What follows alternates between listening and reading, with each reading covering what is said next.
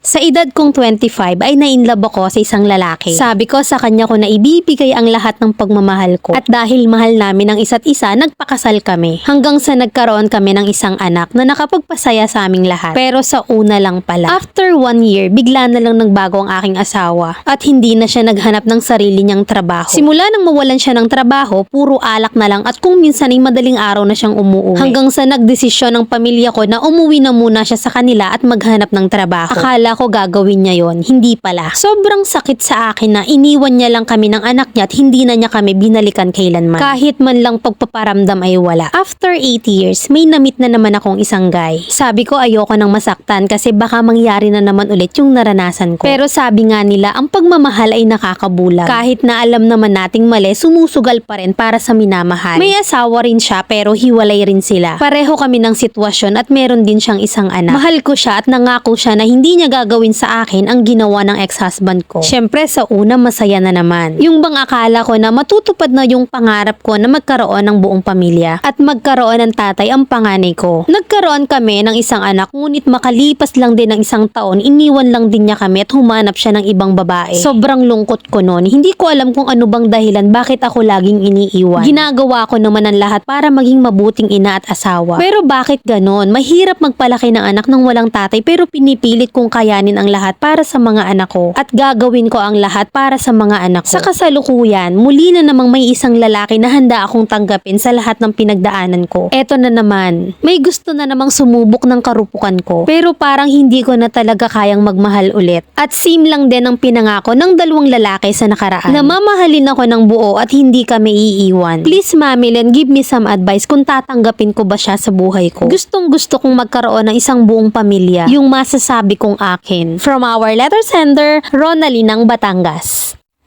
Ang kaligayahan, hindi lang naman yan isa, marami yan. At hindi lahat ng pagkakataon na ibibigay sa'yo ay susunggaban mo agad. Minsan kasi may mga taong dadaanin ka lang sa matatamis sa salita tapos tayo naman si umaasa. Meron pang sasamantalahin ka at kapag nakuha yung gusto mo, iiwan ka na lang basta-basta. Wala namang masama sa pangarap mo na magkaroon ng buong pamilya. Kaya lang minsan kasi sa kagustuhan natin na magkaroon, nakakalimutan natin na pwede naman maging masaya kahit walang asawa. Tulad niyan, may anak ka na sa una tapos naghanap ka pa ng pangalawa, ngayon may bago na namang kumakatok sa'yo. Siguro dapat mahalin mo naman muna yung sarili mo at yung mga anak mo. Alam mo kaya ka madaling ma-fall sa lalaki kasi yung focus mo sa paghahanap ng lalaki sa buhay. At eto naman yung real talk advice ng Mami Len mo.